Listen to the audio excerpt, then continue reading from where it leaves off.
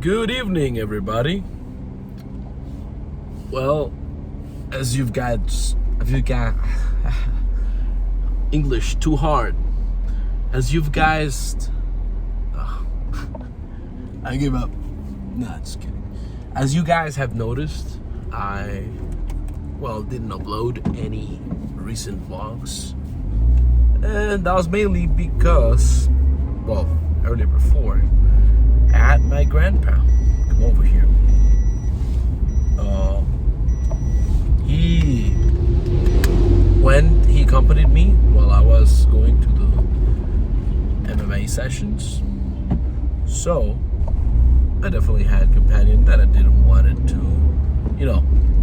use time with for any other purpose. He is, quite frankly, a very important part of my life. Apologies. Feeling a little bit sick, just a little bit. And I don't want to, use the precious time that I have with him, because this, quite frankly, doesn't have a lot of time left on this earth.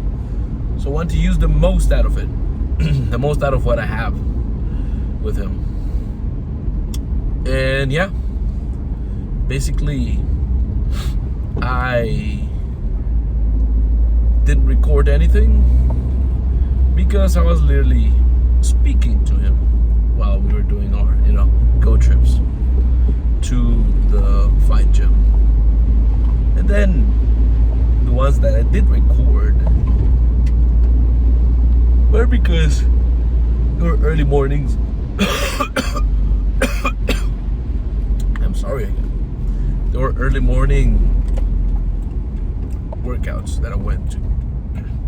And as of recently, I got sick myself, so this week I didn't record the trips that I did early on, Monday or Tuesday, which of course I just rested. And a subject that I wanted to speak about today is the fear of being average. So what does average means? Basically, the definition of average is close to the norm. Somebody that lives,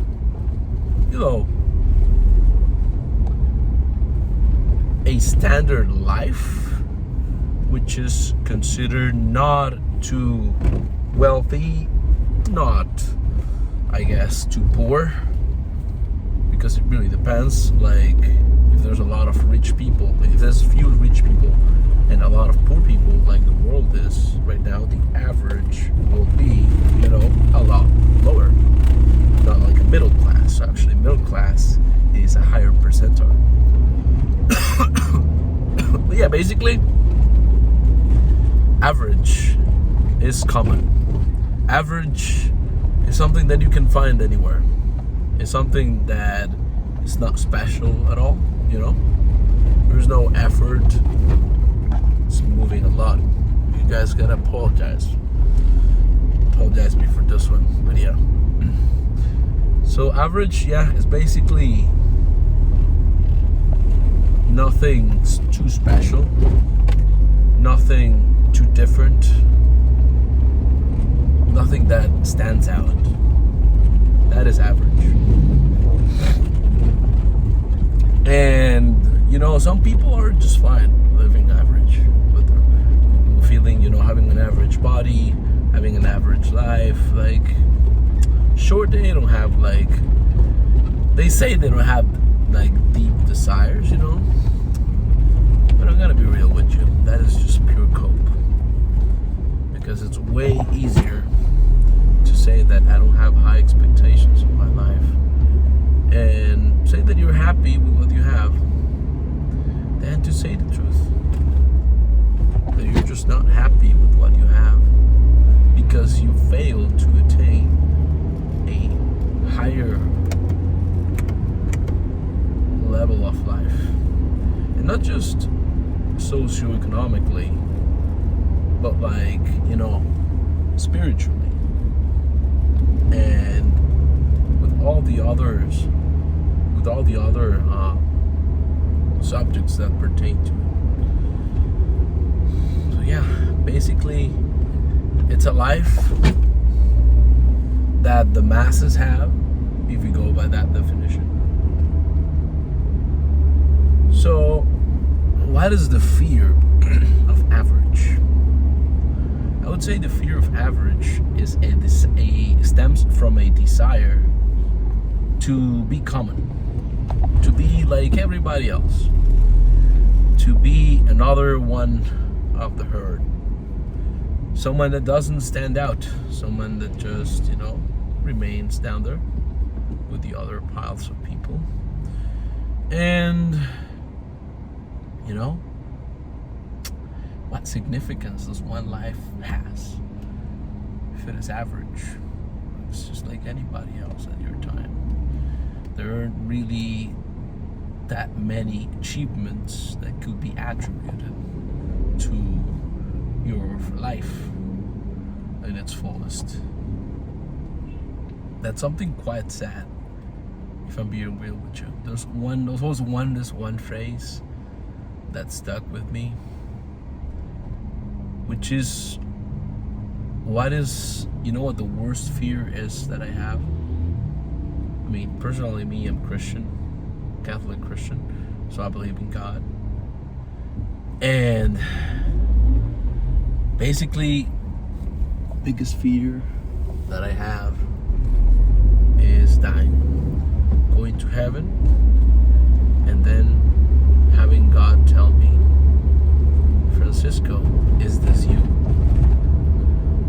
And I look at that person's life and I see, achievements, successes, wealth, health, abundance, happiness, a lot of this stuff, like definitely not related to happiness in some ways, but yeah, an extraordinary life.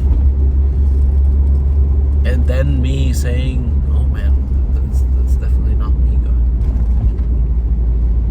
And then him replying, true, that's not you. But that's what you could have been. Wow. Every time I hear it, it stings. Stings deeply. Because we well damn know where we could have been if we did everything as we should, the right way. The right stuff at the right time, or just follow proper instructions, from your own gut feeling. And yeah, it's quite the feeling, having that phrase circle through your mind, that you could have had a much better life, but you didn't because you slacked or you made poor choices. Basically, But also, something that I've learned is that we should definitely have a blueprint with things that we want, but things that are also interchangeable. And that in the end could very well not happen. And that doesn't mean that it'll be the end of the world, but it's something that you of course want, but if it happens differently, so be it. There's also standards that you reject, living, below certain norms. Definitely that also affects. Yeah, basically having that blueprint gives you another perspective, really, of how you drive yourself in this world. It makes you definitely make better choices. I'm having some acid reflux or something go to my throat right now. idea. Why is that? My guess is because of the medication. I don't know, something weird about it. I always wondered if that was like, leftover acid that spilled from the stomach and that, was causing you to have that reaction. But, definitely would have been something quite damaging to your throat. That's why, by the way, whenever you puke, you will notice that your throat gets sore afterwards because of all those digestive acids that go through it. They definitely damage the throat, and thus you end up with an uncomfortable situation. But yeah, basically the fear of being average, this is what pushed me to make a change in my life, to be different, to not conform, to not be one of many. Because I don't want that. I don't want to live an average life. I don't want to be remembered as an average student. I don't want to be remembered as an average son of God. I want to be an exceptional human being. And there's definitely areas where I need to work. If not all, most definitely myself. We know it's a constant and timeless effort towards progress.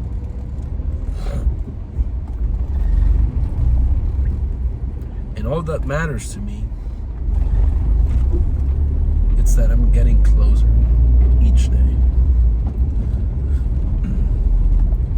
So, making those decisions that the average person would do just drives you back to that line. So whenever you have, a question in your mind of what should you do, ask yourself, what would an exceptional specimen of human being do in this case? Most of the times, you already know the answer. It's just a fact of doing it. Doing what you already know is the right choice. That's basically. And it looks like we've arrived. So, that'll be all for now. You guys have a good one. Let's go.